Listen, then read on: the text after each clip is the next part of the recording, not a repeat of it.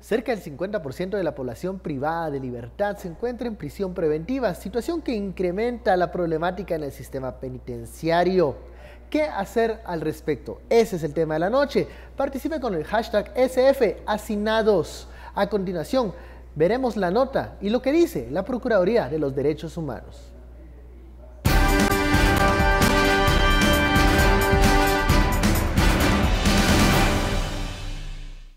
20.746 es la población total de los reos y el 46.2% están en prisión preventiva. Y de ellos, el 10% de esta población son mujeres.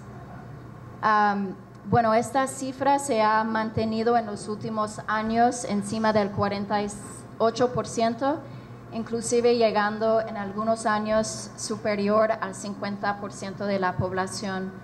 En Guatemala, Mixco, Jalapa, Retauleu, Santa Rosa y Zacapa es donde más prisión preventiva se ha dado, algo que se busca disminuir, pues el promedio de los encierros es de 10 meses a 2 años. Como Procuraduría de Derechos Humanos, a tratar de ver y apoyar a las instituciones, a ver qué herramientas poder tener para apoyar el deshacinamiento que hay en los centros penales. Preocupa que de enero a agosto del 2016 se han consumado 90 muertes en los centros penales, de las cuales 40 fueron por actos violentos.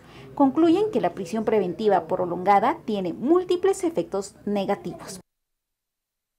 Bienvenidos a Sin Filtro, noche de viernes, concluye esta semana laboral, pero un informe de la Procuraduría de Derechos Humanos abre el tema nuevamente de la prisión preventiva. Hay un abuso de esta figura. ¿Qué está sucediendo? ¿Puede el sistema de justicia pues procesar todos estos casos?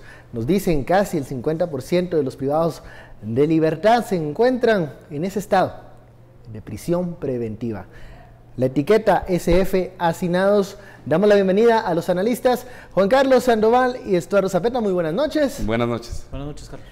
A ver, yo pregunto, la prisión preventiva se está convirtiendo en estos momentos casi en una obligación de muchos jueces, porque dictar una medida sustitutiva en estos momentos suena o huele a impunidad.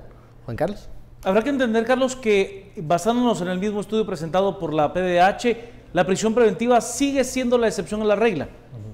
1 de cada 4 personas que llegan a un proceso pues son enviados a prisión preventiva. O sea, quiere decir que el 75% sí reciben una medida sustitutiva. Lo que pasa es que la percepción es distinta cuando usted toma en cuenta los casos de alta envergadura.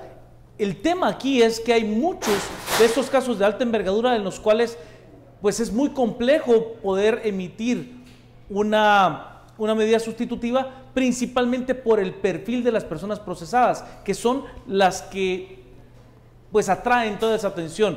Si usted habla de un ministro, si tiene la capacidad, un exministro tiene la capacidad o de peligro de fuga o de influir en la investigación, pues obviamente sí casa dentro de los requerimientos para la prisión preventiva.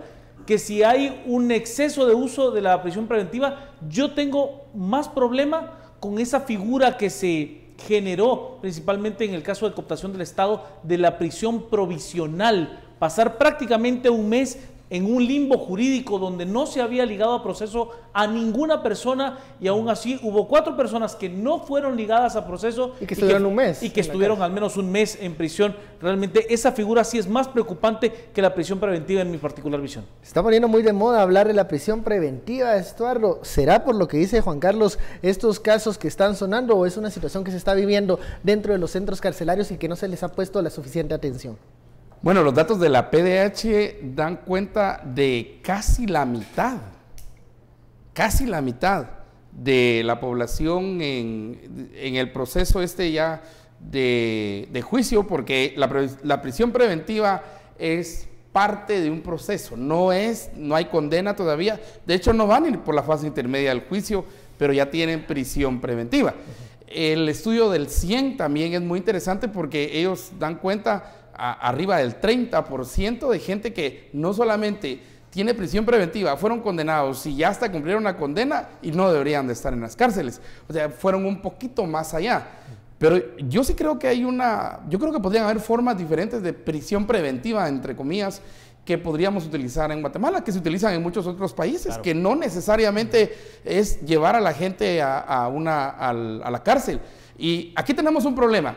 Digamos que alguien entre a la cárcel, prisión preventiva, porque la mujer, porque no pasó la manutención y entonces la mujer pidió preso, y no entiendo por qué una mujer va a pedir que el marido entre preso cuando preso no puede producir, pues, o sea, no tiene opción, pero digamos que ella se empecinó, y ella dijo que metan preso a este, y lo metieron preso.